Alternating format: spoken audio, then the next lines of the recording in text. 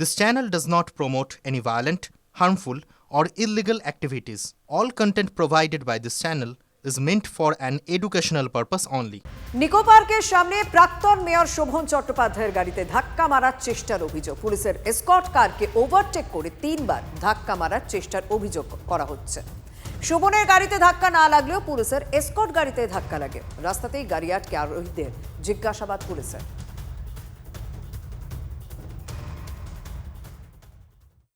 এই গাড়িটা এসে মানে যেভাবে আমাদের চেস করে বারবার করে দিচ্ছিল, ডিস্টার্ব করছিল, তখন আমাদের স্কট দেখতে পেয়েছে, স্কট গিয়ে আমাদের কভার করেছে, তখন স্কটকে করেছে। স্কট যখন আসছে জিগজ্যাগ মানে একবার করে আসার দিক থেকে আসছে, একবার যাওয়ার দিকে, যেভাবে গাড়িটা চালাচ্ছে ডেঞ্জার। ওদের অ্যাক্সিডেন্ট, প্রথম তো আমরা অ্যাক্সিডেন্ট থেকে সেভ হলাম, স্কট যখন ওদের চেস করলো, স্কটের গাড়িকে মেরে নিজেদের গাড়িও ভেঙেছে। ভীষণ ট্রমাটাইজিং একটা এক্সপিরিয়েন্স, কারণ আমরা তো মানে এত স্লো আমাদের গাড়ি ছিল যে আমাদের গাড়িকে ওভারটেক করার প্রয়োজন পড়ে না। হঠাৎ করে অন্ধকার থেকে তীর গতিতে এগিয়ে এসে একবার নয়, দুবার নয়, 3-3বার চেপে দেওয়ার চেষ্টা করছে। পেছন থেকে পুলিশরা রিকোয়েস্ট করছে, যারে কি করছেন, গাড়ি কেন করছেন। এই গাড়িটাকে যখন থামানোর চেষ্টা করছে, তখন হঠাৎ করে একটা বেপরোয়া গতিতে জিগজ্যাগ করে আস্তে আস্তে এই অবধি এসে, মানে তালকিট্রির থেকে এই অবধি এসে তাদের থামানো গেছে। তখন তারা স্কট কারকে গিয়ে ধাক্কা মেরে দিয়েছে। আচ্ছা, 2026-এর বিধানসভা ভোটে ভবানীপুর কি নন্দীগ্রাম হতে চলেছে? 2021-এ মমতা বন্দ্যোপাধ্যায় আর শুভেন্দু অধিকারীর লড়াইয়ে নন্দীগ্রামই ছিল নজরে, আর সেই লড়াইয়ে শেষ হাসি হাসেন বিরোধী দলনেতা। কিন্তু এবার শুভেন্দু অধিকারী কি ভবানীপুরের লড়াইয়ে প্রস্তুতি নিচ্ছেন মুখ্যমন্ত্রীর বিরুদ্ধে? বিরোধী দলনেতা লাগাতার ঢিল ছুড়ে যাচ্ছেন। তৃণমূলের হয়ে পাটকেলটা ছুড়েছেন কুণাল ঘোষ, আর তাতেই ভবানীপুরে আগাম ভোটের সুর শোনা যাচ্ছে। গোটা বাংলার 85% হিন্দু এক হবে। মহারাষ্ট্রের মতো, দিল্লির মতো, হরিয়ানার মতো আপনাকে দাঁড়িয়ে হারাবো। এবং শুধু নন্দীগ্রামে হারা নয়, আপনি ভবানীপুরেও হারবেন।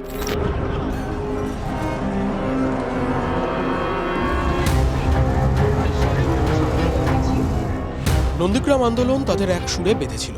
সেই নন্দীগ্রামেই মমতা বন্দ্যোপাধ্যায়কে হারিয়েছিলেন শুভেন্দু অধিকারী 1956 ভোটে।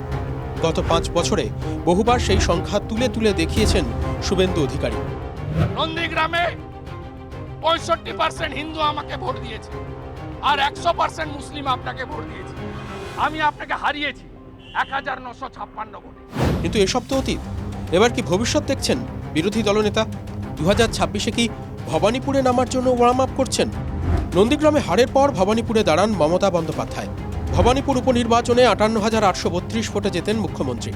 লোকসভা নির্বাচনে তৃণমূলের ভোটের সেই মার্জিন কমে যায় ভবানীপুরে। ভবানীপুর বিধানসভা এলাকায় তৃণমূলের মার্জিন হয় 8,271। ভবানীপুরের 269টি বুথের মধ্যে বিজেপি এগিয়ে যায় 149 বুথে। ভবানীপুরের 8টা ওয়ার্ডের মধ্যে 5টা ওয়ার্ডে এগিয়ে যায় বিজেপি। তৃণমূল এগিয়েছিল 3টে ওয়ার্ডে।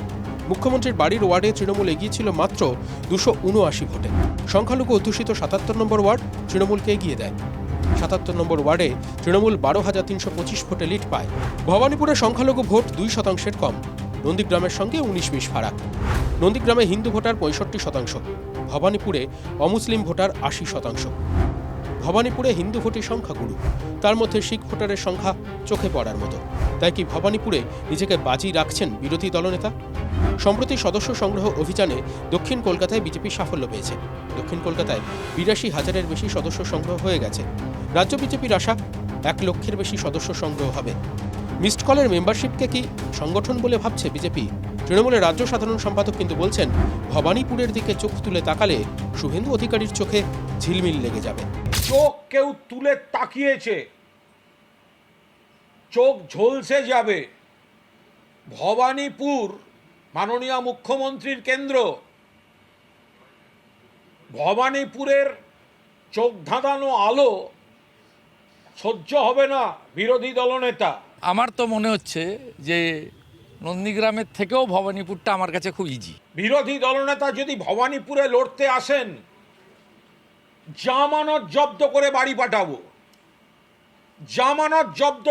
পাঠাবো। চ্যালেঞ্জ অ্যাকসেপ্ট করুন। মঞ্চ প্রস্তুত যে লড়াইটা নিয়ে এত কথা, সেই লড়াই কি হবে? গত কয়েক মাসে বারবার দক্ষিণ কলকাতায় রাজনৈতিক কর্মসূচি নিয়েছেন বিরোধী দলনেতা, এমনকি চিড়িয়াখানার বিষয় নিয়েও প্রতিবাদ মিছিল করেছেন।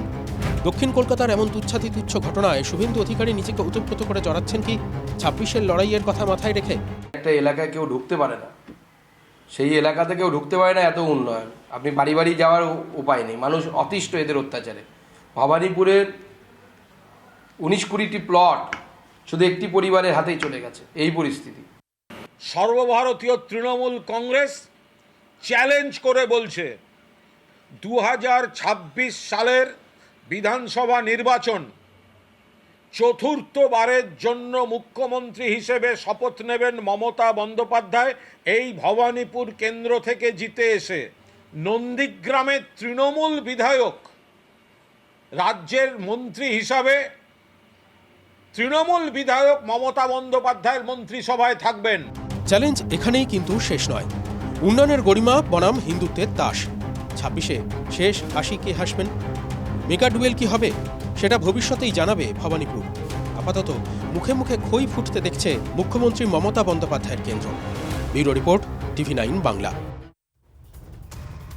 কলকাতা থেকে নিঃশব্দে ঘুরে গেলেন James bond Ajit Doval. James bond নামেই পরিচিত দিল্লির উঁচুতলায়। জাতীয় নিরাপত্তা উপদেষ্টা এই রাজ্যে কেন এসেছিলেন? কেন তার সফর নিয়ে কাকপক্ষীয় টের পেল না? দেখুন, জাতীয় নিরাপত্তা উপদেষ্টা রাজ্যে আসবেন অতি গোপনে, সেটাই স্বাভাবিক, কিন্তু কেন এসেছিলেন? TV9 বাংলা জানতে পেরেছে অবৈধ অনুপ্রবেশ হচ্ছে প্রধান কারণ। সীমান্তবর্তী জেলায় জঙ্গি কার্যকলাপ সম্পর্কে খোঁজ খবর নিতে আর টিপস দিতেই এসেছিলেন ভারতীয় জেমস বন্ড। রাজ্যে ফের গ্রেপ্তার আনসারুল্লাহ বাংলার জঙ্গি। নদিয়ার থানাপাড়া থেকে গ্রেপ্তার বিপ্লব বিশ্বাস ওরফে আব্দুল্লাহ। এটা টাটকা খবর। জঙ্গি সন্দেহে আরও একজনকে গ্রেপ্তার করেছে বেঙ্গল STF। দিনমজুরের ছদ্মবেশে সন্ত্রাসবাদে দীক্ষিত বিপ্লব ওরফে আব্দুল্লাহ কি করত, কিভাবে বাংলাদেশি জঙ্গি গোষ্ঠী ATVর সঙ্গে জড়ালো, সেগুলো ক্রমশ প্রকাশ্য। আপাতত বড় খবর, ডেভিল হান্টে বাংলায় অজিত ডোভাল। জাতীয় নিরাপত্তা উপদেষ্টা ডোভাল সম্প্রতি ঘুরে গেছেন পশ্চিমবঙ্গ থেকে। কেন এসেছিলেন রাজ্যে? বাংলায় আনসারুল্লাহ বাংলা টিম থেকে JMB জঙ্গি সংগঠনের বারবারন্ত। অসম ও বাংলায় এখনও পর্যন্ত 18 জন জঙ্গি গ্রেপ্তার। স্থানীয়ভাবে কাদের সাহায্যে জঙ্গি সংগঠনের বিস্তার? জঙ্গিদের অর্থ ও লজিস্টিক সাপোর্ট দিচ্ছে ওভারগ্রাউন্ড কোন কোন সংগঠন? রাজ্যে আনাগোনা বাড়ছে পাক গোয়েন্দা সংস্থা ISI এর এজেন্টদের। বাংলাকে ট্রানজিট করিডোর হিসেবে ব্যবহার করতে চাইছে কি ISI? স্থানীয় স্তরে ISI নেটওয়ার্কের সঙ্গে কেউ জড়িয়ে পড়ছে না তো? বাংলাদেশের অস্থিরতার সুযোগে বাংলায় ঢুকেছে ইসলামিক জঙ্গি সংগঠনের নেতারা। অনুপ্রবেশকারীদের সঙ্গে মিশে থাকতে পারে ISI অপারেটিভরা। নজরে বীরভূম, মালদা, মুর্শিদাবাদ, দক্ষিণ 24 পরগনার একাধিক অনথিভুক্ত মাদ্রাসা। বাংলাদেশের যে ইসলামী জামাত যারা রয়েছে প্রত্যেকে কিন্তু একের সাথে অন্য ইন্টারলিঙ্ক, এবং তাদের মুখ্য উদ্দেশ্য হচ্ছে যে ভারতবর্ষকে ডিস্টার্ব করা। এই যে ঘটনা ঘটছে আগামী দিনে, যে এই যে ভারতবর্ষে বিভিন্ন রকম দেখবেন আমাদের রেলে দুর্ঘটনা বেড়ে গেছে, কুম্ভে হচ্ছে বা অন্যান্য যে ঘটনাও ঘটছে, ভবিষ্যতে আমরা এটাও জানতে পারবো এর পিছনে বিভিন্ন সাবভার্সিভ অ্যাক্টিভিটিস রয়েছে, স্যাবোটেজ রয়েছে। চুপিসারে বাংলায় আনাগোনা বাড়ছে বাংলাদেশি জঙ্গিদের। খাগড়াগড় বিস্ফোরণ বুঝিয়েছিল বাংলাদেশি জামাত এই বাংলার মাটিকে ব্যবহার করছিল। আর সম্প্রতি অসম ও বাংলা পুলিশের একের পর এক অভিযান বোঝাচ্ছে সাদ তারিকুল বা শরীফুলের মতো বাংলাদেশি জঙ্গিরা কিভাবে দিনের পর দিন এই রাজ্যে নাম ভারিয়ে লুকিয়েছিল। অজিত ডোভাল গোয়েন্দাদের সতর্ক করেছেন, স্থানীয় খোঁচর না থাকলে, এলাকায় নেটওয়ার্ক না থাকলে ভিনদেশি জঙ্গিরা যে জামাই আদর পায় না, একথা পই পই করে বুঝিয়েছেন ডোভাল। মৌলবাদী সংগঠন দেখছেন, আপনাদের একটা কথা ক্লিয়ার বলি, আপনারা ভারতবর্ষে ঢুকছেন। ভারতবর্ষ আজকে is the third largest, would be the third largest economy in the world, is the fifth and one of the most powerful military power in the whole world. তো ভেবে চিন্তে ঢুকবেন। অর্থাৎ সাধু সাবধান। বিরোধীরা বলছেন এখন সতর্ক হওয়ার সময়। বাংলাদেশে ধারাবাহিক অস্থিরতা, সীমান্তের ওপারে জাঁকিয়ে বসা মৌলবাদীরা যে এই বাংলাকে অশান্ত করতে চাইছে, তাই বুঝিয়ে দিচ্ছে ডোভালের সফর। আমরা একটা বর্ডার স্টেটে আছি, আমাদের পাশেই অন্য একটা দেশ আছে, ফলে আমাদের এখান থেকে আমাদের প্রত্যেকে সজাগ থাকতে হবে। শুধু অজিত ডোভাল সাহেব আসবেন বা আমাদের গোয়েন্দা দপ্তরের সাথে বসলে রাজ্য সুরক্ষিত থাকবে এরকম ব্যাপার নয়। আমাদের রাজ্যের প্রতিটা নাগরিককেও সজাগ সতর্ক থাকতে হবে। বাংলাদেশ সীমান্তটা তো দেখে BSF। অনুপ্রবেশ ঠেকানো বা সীমান্ত পাহারা দেওয়াটা রাজ্য পুলিশ বা কলকাতা পুলিশ বা কোনো জেলা পুলিশের কাজ নয়, সেটা পাহারা দেয় কেন্দ্রীয় সরকারের এজেন্সিগুলো এবং বাহিনী রাজনৈতিক দাদাগিরির জন্য বাড়তি আপনারা 35 কিলোমিটার দখল করলেন কেন? কয়েক বছর ধরে আমরা দেখতে পাচ্ছি সীমান্তবর্তী রাজ্যগুলো, আমাদের এখানে বাংলা হতে পারে, ওদিকে আসাম হতে পারে, এই ধরনের রাজ্যগুলোতে অনুপ্রবেশ বেড়েছে। বেশ কতগুলো রাজ্যে তারা স্লিপার সেল চালাচ্ছে। আমরা 100 বার মনে করি যে রাজনৈতিক দলগুলোর তাদের মধ্যে যাই মতান্তর থাক না কেন, জাতীয় নিরাপত্তার প্রশ্নে, জাতীয় সুরক্ষার প্রশ্নে প্রতিটা সরকারে, সেটা বাংলায় তৃণমূলের সরকারের অধীনস্থ নিরাপত্তা বা গোয়েন্দা বিভাগ হতে পারে, প্রত্যেকের একে অপরকে সহযোগিতা করে ভারতকে এই বিপদ থেকে মুক্ত করার কাজ করা উচিত। শুধুই কি ইসলামিক জঙ্গি গোষ্ঠীগুলি চিন্তার কারণ? মাওবাদীদের শীর্ষ নেতৃত্ব বাংলায় গা ঢাকা দিয়ে আছে বলে অনুমান করা হচ্ছে। ছত্তিশগড়ে একের পর এক অপারেশনে কোণঠাসা হয়েই সম্ভবত বাংলায় আশ্রয়। বাংলায় মাওবাদীদের অনেক সমর্থক রয়েছে, তাদের আশ্রয় রয়েছেন কি মাও নেতারা? মাওবাদী নেতা দেবজি, কটকম সুদর্শনের মতো শীর্ষ নেতারা লুকিয়ে থাকতে পারে বাংলায়। এই রাজ্য থেকেই ফের অর্থ লজিস্টিক সংগ্রহের পরিকল্পনা থাকতে পারে মাওবাদীদের।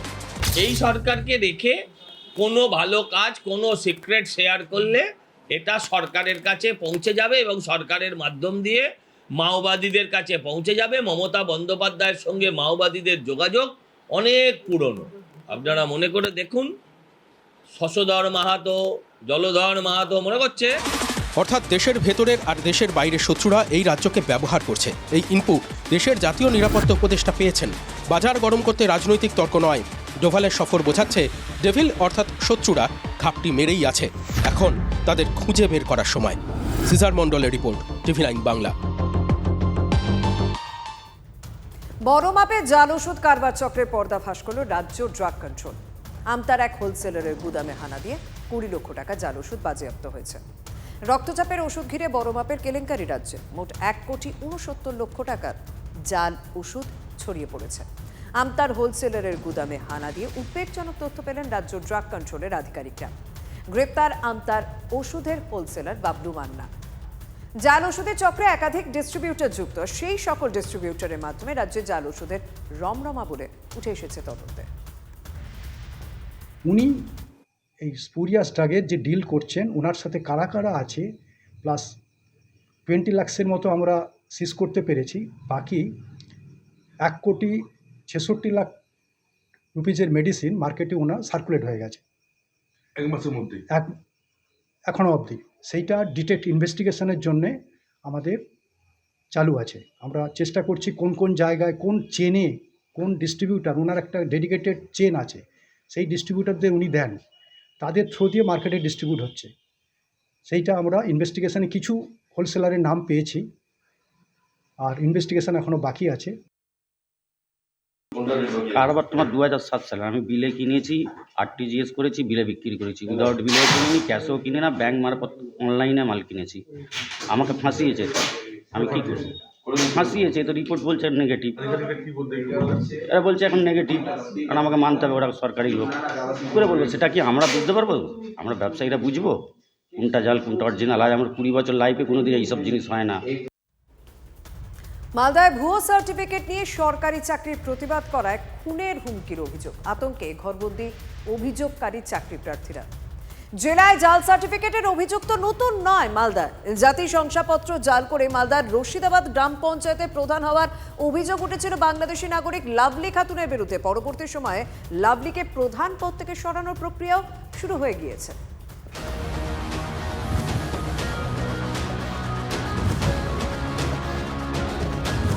বিডিও থেকে প্রধান শিক্ষক, জাল সার্টিফিকেটের জোরে দিব্যি চাকরিতে বহাল।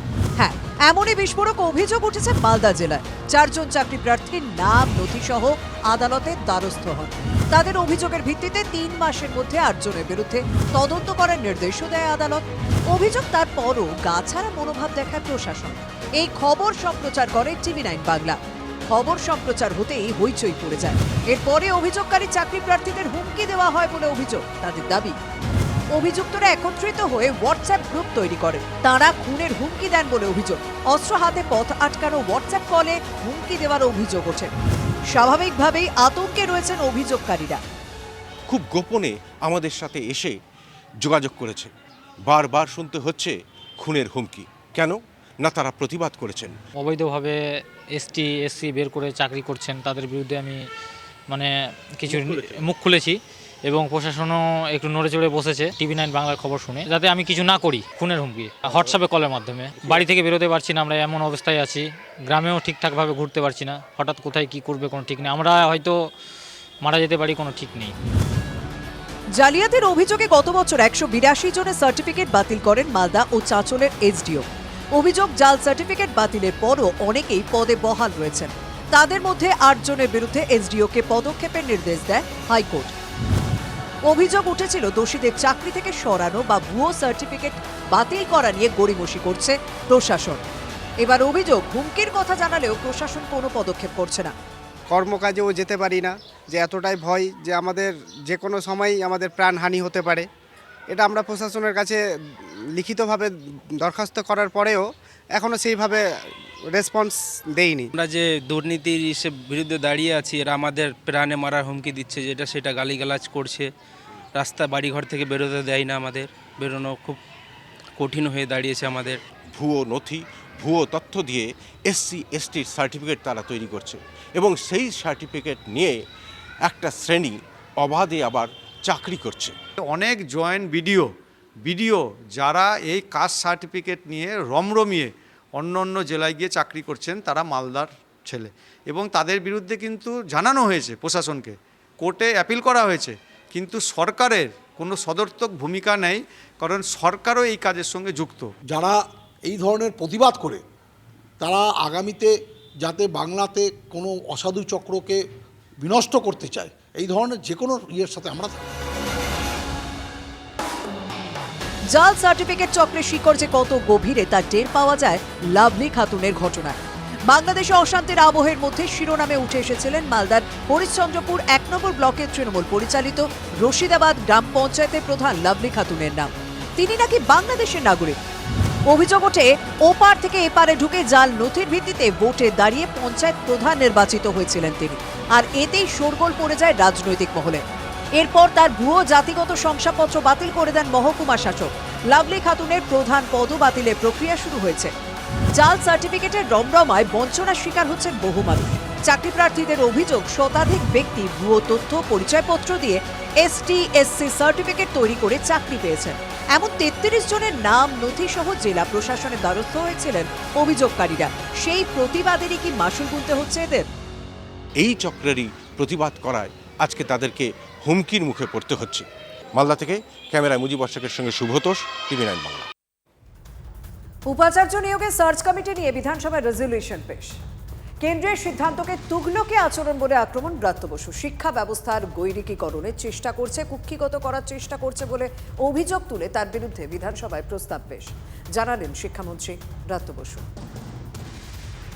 ইউজিসি হঠাৎ করে বলছে 3 জনের সার্চ কমিটি হবে, সভাপতি হবেন ওই আচার্য যিনি নমিনি, মানে অ্যাকচুয়ালি রাজ্যপালের নমিনি, দ্বিতীয়জন ইউজিসির নমিনি, অর্থাৎ 2 জন এখানেই কেন্দ্রীয় সরকারের নমিনি হয়ে গেল, এবং তৃতীয়জন ওই বিশ্ববিদ্যালয়ের সংশ্লিষ্ট বিশ্ববিদ্যালয়ের কাউন্সিলের নমিনি, অর্থাৎ 3 জনের মধ্যে 2 জন কেন্দ্রীয় সরকারের প্রতিনিধি থাকবেন।